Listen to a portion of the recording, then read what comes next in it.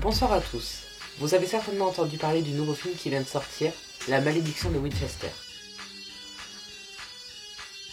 Ce soir, nous allons discuter de la véritable histoire. Est-ce la réalité ou un attrape-touriste? Ceci est une nouvelle émission, un nouveau JTR.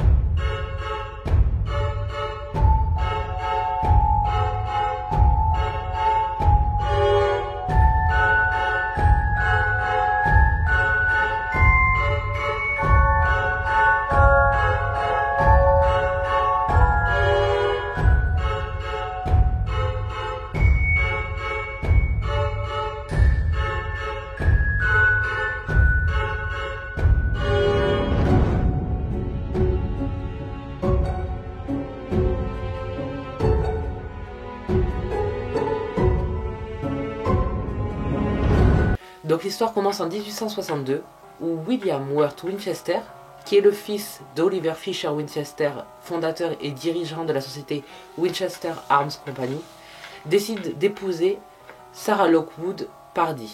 Leur histoire semblait devenir une belle idylle, mais réellement leur vie fut dramatique. Quelques années plus tard, ils eurent Annie Pardee Winchester, qui décéda quelques semaines plus tard d'une maladie infantile. Vient le tour de William. Son père décéda en 1880. William prit la succession de la société, mais malheureusement pour lui, il décéda quelques années plus tard d'une tuberculose. Sarah fut complètement dévastée, ce qui est normal.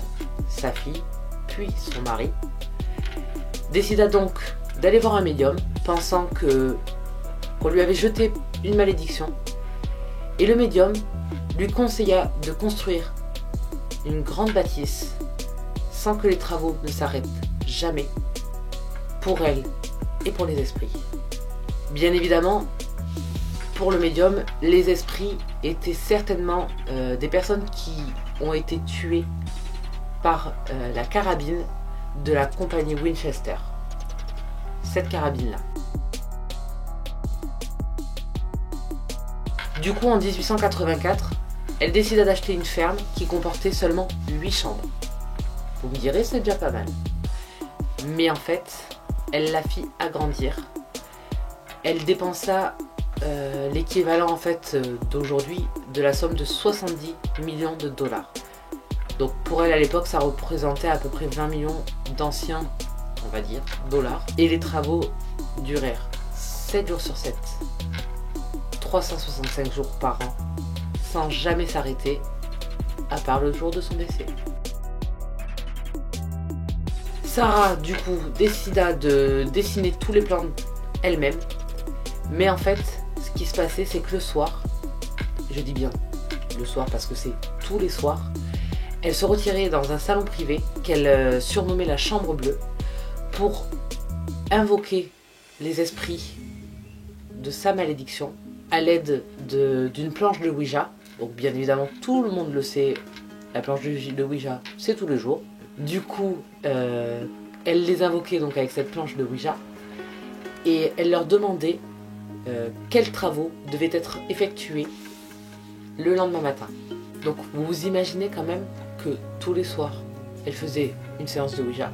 Donc déjà on peut dire la meuf elle est à moitié cinglée, mais malgré tout elle avait quand même une certaine connaissance, puisque tous les soirs c'est elle qui dessinait les plans de sa maison, et pour avoir fait les miens une seule fois, c'est du boulot.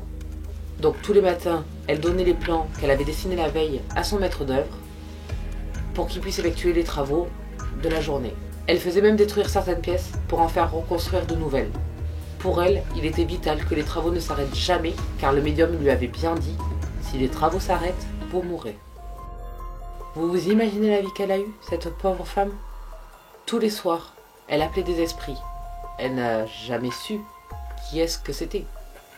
Est-ce que c'était son mari? Est-ce que c'était un inconnu, peut-être tué par une des carabines? Ou même un inconnu tué par on ne sait quoi? Elle a dû avoir une vie très mouvementée, car elle est décédée en 1922 à l'âge de 83 ans. Donc, vous faites le calcul, de 1884 où elle a commencé le début des travaux jusqu'en 1922, elle n'a pas dû avoir une vie facile. Elle a fait construire aussi des statues d'animaux, de guerriers indiens dans son jardin pour les esprits. Elle a même fait construire un salon entièrement meublé juste pour les esprits. Les êtres vivants n'avaient pas le droit de rentrer dans cette pièce, c'était interdit. Alors du coup, certaines personnes se disaient qu'elle devait être tellement triste par ce qui lui était arrivé qu'elle s'enfermait dans cette bulle où elle ne pensait qu'aux travaux. Pour elle, la vie, au final, sa vie n'a été que construction, plan, esprit. Elle n'avait personne autour d'elle, aucune famille au final. Elle était seule dans cette grande maison qui comptait 160 pièces. Et elle a été vraiment seule. Alors bien évidemment, ça ne s'arrête pas là. En 1906, il y a eu un tremblement de terre qui a fait que les 3 derniers étages de la maison se sont effondrés. Bon, on va pas la plaindre, sur 7 étages, il en restait 4 autres. Mais bon, du coup elle a cru que les esprits s'étaient mis en colère et elle a décidé de faire fermer 30 pièces. Alors je suppose que peut-être ces 30 pièces étaient peut-être les pièces du dernier étage qui n'avaient pas été détruites par ce tremblement de terre, mais ce ne sont que des suppositions. Alors, comme vous vous en doutez, la rose n'est pas là pour faire joli. La rose était sa fleur préférée. Son jardin était entièrement rempli de ces roses. Elle avait un parfum à la rose. Et toutes les personnes, au jour d'aujourd'hui, qui visitent ce musée, des fois sentent une odeur de rose se dégager dans un couloir, dans sa chambre, dans les escaliers qui même, des fois, à sa chambre, sentent cette odeur de rose et disent qu'en fait, c'est qu'elle est ici. Alors, une petite excentricité de sa part, c'est qu'elle a voulu donner comme exemple le chiffre 13. Donc, dans la maison, il y a beaucoup de choses qui rappellent ce chiffre. Par exemple, la salle de bain a 13 dalles au plafond. Elle a aussi des placards à l'intérieur duquel il y a exactement 13 crochets de porte-manteau. L'escalier principal aussi a 13 marches. Tous les chandeliers de la maison comportent 13 branches. Et elle a même été jusqu'à mettre 13 sections dans son testament. Et apparemment, elle l'aurait signé 13 fois. Sarah décéda donc 38 ans plus tard, à l'âge de 83 ans, dans son sommeil. On ne comprend pas. Les travaux de la maison ne se sont jamais arrêtés. Le médium lui avait pourtant dit que tant que les travaux continuaient, elle ne mourrait pas. Du coup, petit rappel des faits. Sarah perdit sa fille, son beau-père, son mari. Elle consulta un médium qui lui conseilla de construire une maison pour elle et les esprits, mais une maison où les travaux ne devaient jamais s'arrêter si elle ne voulait pas mourir. Elle a suivi ses conseils et fit construire une bâtisse avec 160 pièces pendant 38 ans, jusqu'à son décès. Au jour d'aujourd'hui, la maison est classée monument historique et très touristique. Je vais vous énumérer comment est la maison aujourd'hui. Il y a donc 40 chambres, 10 000 carreaux de fenêtres, 2000 portes, 2 salles de bal, 47 cheminées. Il y a même quelques curiosités. Elle décida de faire construire une porte au premier étage qui donne sur le vide. Il y a des escaliers qui ne donnent sur rien du tout, à part le plafond. Il y a des fenêtres sur le sol, des escaliers aussi qui sont très étroits, et il y a aussi des placards sans fond. On a le droit de se demander si elle était cinglée ou si elle était poursuivie. L'excuse qu'elle a donnée, c'est qu'elle voulait créer un labyrinthe pour que les esprits ne puissent pas l'attraper. Les touristes qui visitent ce musée racontent qu'ils voient apparaître Sarah déambuler dans les couloirs et que de temps en temps, ils sentent une odeur de rose. Apparemment, s'ils sentent l'odeur de la rose, c'est qu'elle est dans le coin. Ils voient aussi son rocking chair préféré qui bouge tout seul. Elle aimait aussi jouer de l'orgue et de temps en temps, l'orgue se met à jouer tout seul. Elle avait aussi un de ses ouvriers qui serait décédé pendant les travaux, qui serait aperçu dans la maison en train de se promener, mais ce serait un esprit protecteur. Pourquoi ce serait un esprit protecteur, on ne sait pas. Ils l'ont décidé. Et ensuite, elle aimait bien appeler ses esprits avec une cloche, et la cloche se mettrait à sonner toute seule. Cette maison est-elle vraiment hantée? Ou est-ce une supercherie pour faire venir encore un peu plus de monde dans ce musée?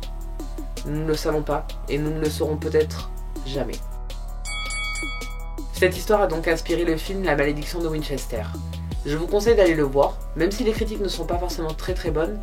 Le film n'a pas été super bien noté, il n'est pas non plus hyper nul apparemment. Mais bon, je vous conseille quand même d'aller le voir, chacun se fera son propre avis.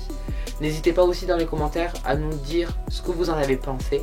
Forcément, on se doute bien que ce qui a été raconté, ce ne sont que des suppositions. Sarah Winchester n'étant plus là, on ne sait pas si c'est la vérité. En même temps, ils ont fait un film là-dessus. Forcément, ça a été grossi. Il y a du budget. Il faut payer les acteurs, des effets spéciaux.